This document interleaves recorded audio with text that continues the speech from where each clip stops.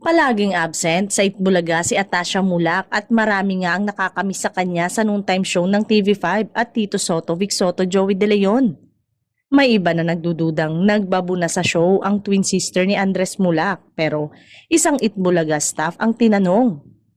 Hindi lang daw talaga nakakapasok sa Itbulaga si Atasha dahil busy ito sa taping ng Bad Genius, ang series ng Viva One na siya mismo ang bida.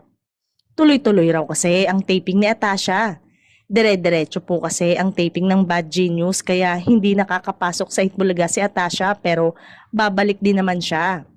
Pero ang bongga nga dahil talagang pansin na pansin ng mga fans ang pagkawala sa Itbulaga ni Atasha na nangangahulugan lang daw na talagang tumatak na siya sa noontime show ng TVJ. For sure kapag malapit nang ipalabas ang Bad Genius ng Viva One ay mapagkikita na uli sa Itbulaga si Atasha. Samantala, mukhang ini-enjoy na ni Julia Barreto ang pagiging host ng pansamantalang karelyebo ni Atasha sa ngayon. Napapadalas na kasi ang pagsama ni Julia sa Dabarkads host.